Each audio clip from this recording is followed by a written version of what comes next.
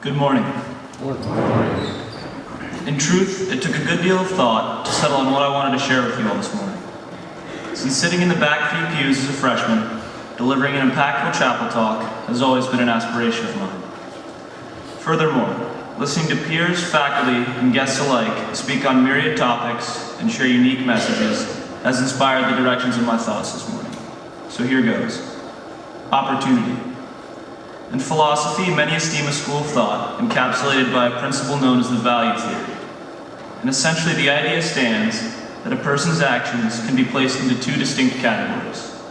Either the action is characterized as good or as bad.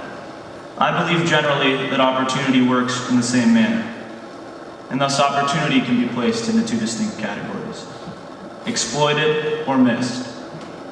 This morning I want to share a story. It's a narrative that I'm certain many of you have heard before. For me, however, it has blossomed into a greater creed. This past summer I took a chance, stepping out of my proverbial comfort zone in an attempt to splinter from my normal routine.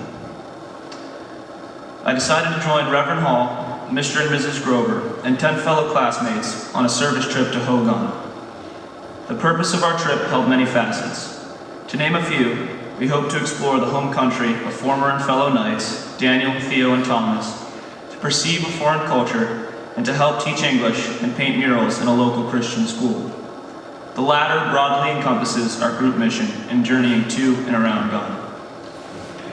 I believe, however, that for each member of the group, the trip presented different challenges driven by diverse incentives. My motivations initially stood that I desired to have a new experience. And additionally, I wish to attain a distinctive perspective on a vastly different area of the world. To speak in cliché, I simply yearned to broaden my horizons. To further expound, growing up in Salisbury for the first 18 years of my life has been and always will be an enormous part of who I am. And I can say with confidence that the lessons I've learned and the things that I will take away from the hilltop will enduringly persist as the greatest blessing I could ever receive. But inversely, I've also lived in relative comfort, rarely straying from a fixed script. Consequently, I knew that adventuring to Ghana would inspire a different sort of education and may even help me to foster an entirely clearer worldview. The trip itself was incredible. In 10 days, it seemed that we had traversed through much of Ghana, from the coast to the largest cities on rock-ridden dirt roads, and appreciated varied facets of life throughout the country. Additionally, as aforementioned, we took time to teach and paint in a Christian elementary school in Ho. And moreover, from the bumpy van rides to the pestering street vendors, all 10 days represented new trials and numerous opportunities to experience a different way of life. Now, as Theo spoke eloquently of last week, life in Ghana exists in stark contrast to what we are accustomed to here at Salisbury. Gross domestic product, or GDP, which typically delineates general economic performance in a given region, in the US is measured at around 18 trillion US dollars, compared to just 37.5 billion that represents GDP in Ghana. And this concept was evident upon our arrival. We had found ourselves enveloped in an entirely different world. This much was obvious. We arrived in Accra, the capital city, early on a Tuesday morning. However, it immediately struck me that this was not quite a city, at least by my, at this point, limited definition of the word. And furthermore, by the time our 2.5-hour journey to Ho had concluded, many of our presumptions about life in a third world country had been discredited. As the persistent smells of burning trash and above-ground sewage permeated the Ghanaian air, and the late afternoon rainstorms seeped through the hole-laden tin roofs of the elementary school classrooms, the rest of our trip followed a similar learning course. Ultimately, it was not until we arrived back in the US and had a few days to decompress that I began to understand the breadth of the impact the journey had on me. And it seems the more time I've had to dissect all that I saw and experienced, the clearer the underlying lesson becomes. I returned with a greater appreciation for the many unseen gifts that make our lives just that much easier. From milkshake Mondays to advisor-advisee life chats with Mr. Finney and draining threes with T. Hick in the Athletic Center, each component of our lives at Salisbury is part of a greater learning experience. In this very room, every one of us is blessed with opportunities. And each day we have the opportunity to grow as students, as friends, and as leaders. Admittedly, these opportunities are often easy to overlook.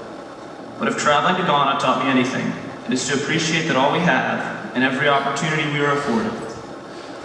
Whether you plan to join Jock Capella, aspire to make the honor roll, or hope to make a varsity team, each facet of our lives has value. And it is this notion that has made my time as a student at Salisbury so extraordinary. By no means, however, do I intend this talk to serve as a directive. And to bring things full circle, I hope my message resonates. Instead, I hope to encourage others to take risks and participate in the community more fully.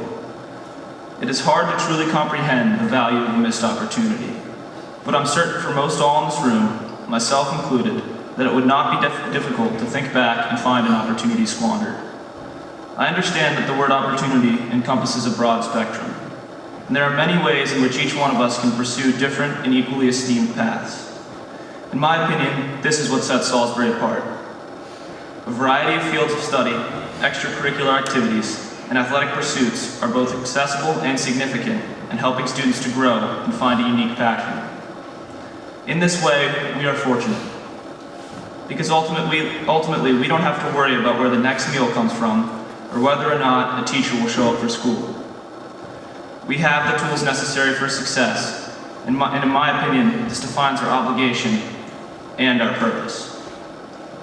We must appreciate that what we have and be ready to take advantage of each opportunity if in simply respect for those who wish to be in our place. This is the underlying lesson. This is what our trip to Ghana taught me. So I encourage you all this morning to make the most of each chance you get and appreciate each part of life on the hilltop.